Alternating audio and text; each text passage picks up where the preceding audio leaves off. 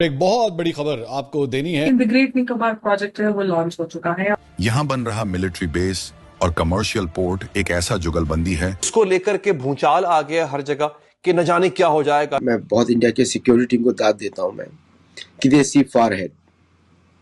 हमारा tri services command already बन चुका है, ब्राह्मोस मिसाइल बैटरीज लग चुकी हैं, प्लस हमारा मिसाइल बेसेस वहां पे ऑलरेडी सेटअप है लॉन्ग रेंज स्ट्राइक के लिए।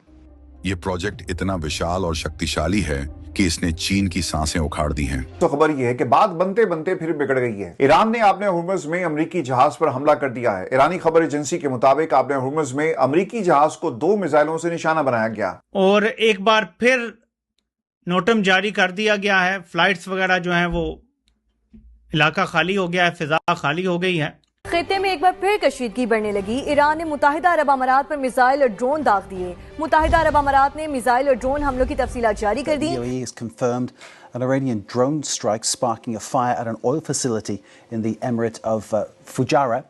और दुनिया में 8 चोक पॉइंट्स हैं ऐसे ट्रेड के। एक मलक्का है, होर्मुज है। होर्मुज ट्रेड से 20% 20 million barrels per day oil जाता है और मलक्का स्ट्रेट से 23 मिलियन बैरल पर डे तेल जाता है। चीन की उस दुखती रग पर भारत का वो फौलादी हाथ है जिसे दबाते ही बीजिंग में बैठे ड्रैगन की सांसें उखड़ने लगी है। ऐसे में सवाल है कि क्या भारत ने मलक्का स्ट्रेट की चाबी अपने पास रख ली है? So these are the few major 8 total spots are there which are जो इनको कंट्रोल करेगा वो दुनिया को कंट्रोल करेगा। नमस्ते दोस्तों, जय हिंद। स्वागत है आपका अवाम तक विद वीके में। आज हम बात करेंगे भारत के उस मास्टर स्ट्रोक की जिसने चीन की नींदें उड़ा दी हैं। भारत का ग्रेट निकोबार प्रोजेक्ट अब हकीकत बनने जा रहा है। करीब $10 मिलियन की लागत वाला यह प्रोजेक्ट भारत के सबसे दक्षिण द्वीप को एक शक्तिशाली मिलिट्री और कमर्शियल हब में बदलेगा। इंडो पैसिफिक क्षेत्र में इसे गेम चेंजर माना जा रहा है। द संडे गार्डियन की रिपोर्ट के मुताबिक यह प्रोजेक्ट न सिर्फ व्यापार बढ़ाएगा बल्कि रणनीतिक रूप से भारत को अवैध बनाएगा। यह द्वीप मलक्का स्ट्रेट के ठीक पास है। वही समुद्री रास्ता यहाँ से दुनिया का सबसे व्यस्त व्यापार बताया जा रहा है। खास बात है कि चीन का ज्यादातर तेल और व्यापारिक इसी रास्ते से गुजरता है। अब भारत का इस रास्ते पर अपनी मजबूत पकड़ बना सकेगा। इससे जरूरत पड़ने पर चीन की घेराबंदी हो सकेगी। साफ है कि अब भारत अपनी समुद्री सीमाओं को लेकर बेहद आक्रामक है। यह प्रोजेक्ट इंडो पैसिफिक में ताकत का संतुलन पूरी तरह भारत के पक्ष में झुका देगा। आपको क्या लगता है, यह प्रोजेक्ट चीन को करारा जवाब है? कमेंट अपनी राय जरूर दे और चलिए देखते हैं इसके आगे का video. The great Nicobar project है वो लॉन्च हो चुका है और इनफैक्ट भारत ने वर्ल्ड रिकॉर्ड भी बना लिया है जो अंडर वाटर ट्राइकलर जो फॉल किया गया जिसका उपयोग हुआ इस प्रोजेक्ट पे। लेकिन जब से ग्रेट निकोबार प्रोजेक्ट की बात शुरू हुई और अब हम एक लॉन्च से पहुंच चुके हैं, तब से हम देख रहे हैं कि जो भारत है उसमें ऑपोजिशन बड़ा बढ़ चढ़कर इसका विरोध कर रहे हैं। जब ये प्रोजेक्ट सामने आया था, आपको याद होगा कि सोनिया गांधी ने एक बड़ा आर्टिकल हिंदू में भी लिखा था based the great Nicobar project. उसमें कह रही एनवायरमेंट को ये हो रहा है वो हो रहा है। अब राहुल गांधी भी वैसे ही कुछ कर रहे हैं। आखिर कहानी क्या? जब भारत ने हमने देखा है एक्चुअली ये बात है कि चाहे बॉर्डर पर जब हम देख रहे थे डेवलपमेंट की, सड़कों की बात होती है, बॉर्डर इंफ्रास्ट्रक्चर को मजबूत करने की बात है, तब भी एनवायरमेंट के विरोध में लोग आ जाते हैं कि एनवायरमेंट हमारा वो हो रहा है। कि बहुत सारे ऐसे कारक हैं जो आए दिन हम खुद उसका रीजन बनते हैं एनवायरमेंट को सारा को जो सिस्टम है उसको डिस्ट्रॉय करेंगे।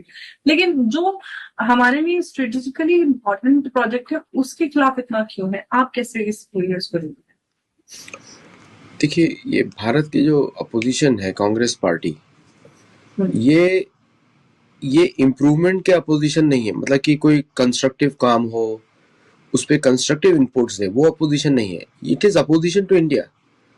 मतलब कि वो भारत के विरोधी काम करते हैं। मतलब ये नहीं कि वो अपोजिशन पार्टी में सरकार का कोई अच्छे पॉइंट पे विरोध करें। देखिए, अंडमान निकोबार आइलैंड में बहुत सारे ऐसे पॉइंट्स हैं जहाँ पे कंस्ट्रक्टिव क्रिटिसिज्म किया जा सकता है। जैसे कि फॉर एग्जाम्पल पहले क्यों नहीं किया।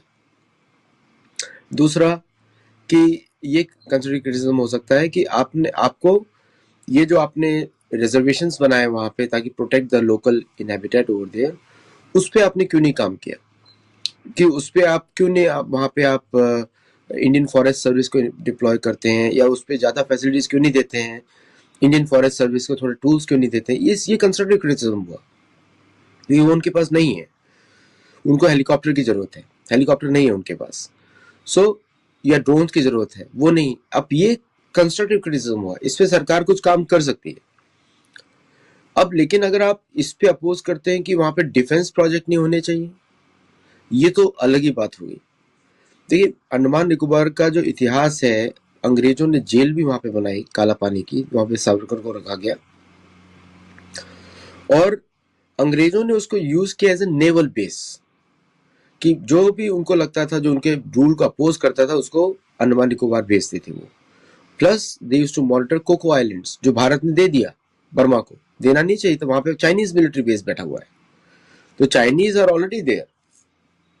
अमेरिकन सेंट मार्टिन आइलैंड जो बांग्लादेश और बर्मा के पास छोटा सा द्वीप है, उसको लेने की कोशिश कर रहे हैं मिसाइल बैटरीज लगाने के लिए। तो ये this area has come into play. और दुनिया में 8 चोक पॉइंट्स हैं ऐसे ट्रेड के। एक मलक्का है, हॉर्मुज है, रेड सी है, फिर आपका केप ऑफ गुड होप है सदर अफ्रीका में, पनामा कैनाल है, फिर आपका टर्की और ब्लैक सी वाला जो एग्जिट है वो है। तो these are the few major 8 total spots are there which are, जो इनको कंट्रोल करेगा वो दुनिया को कंट्रोल करेगा। हॉर्मुज स्ट्रेट से 20% 20 million barrels per day oil जाता है और मलाक्का स्ट्रेट से 23 मिलियन बैरल पर डे तेल जाता है। और इंडोनेशिया के साथ अभी जब अमेरिका ने एग्रीमेंट किया था, वो किया था तुरंत उसके बाद इंडोनेशियन प्रेसिडेंट बोलते हैं मैं वहां पे टोल लगाऊंगा। सी आर्मिंग द स्ट्रेट, जो अभी तक किसी ने क्वेश्चन नहीं किया। The only country which is on the door of that straight is India, क्योंकि डोर तो वही बोलेंगे ना जहां से लोग घुसते हैं, बाकी जगह तो कंज्यूम करते हैं। Malacca strait is not a door to Indian Ocean. India, क्योंकि majority of trade flows from here to there, sailors are coming from Indian Ocean to there.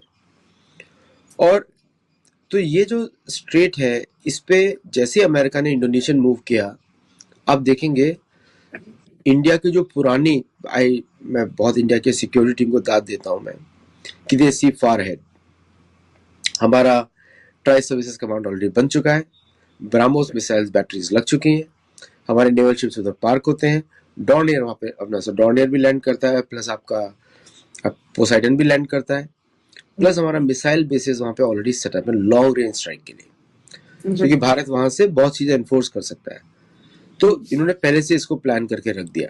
तो प्रोटेस्ट का कोई यूज नहीं है इस समय बाय द वे, लेकिन फिर भी बोला है तो उस पर बात करनी चाहिए कि अमेरिका की आई वहां पे इंडोनेशिया की तरफ से थी। और आपको देखा होगा कि भारतीयों ने, अब ये सब काम तो बोलते हैं ना अदृश्य राज्य करता है, अब समझ जाते हैं कौन है अदृश्य राज्य भारत में भी। तो उन्होंने तुरंत एक न्यूज़पेपर आर्टिकल छपवा दिया संडे गार्जियन में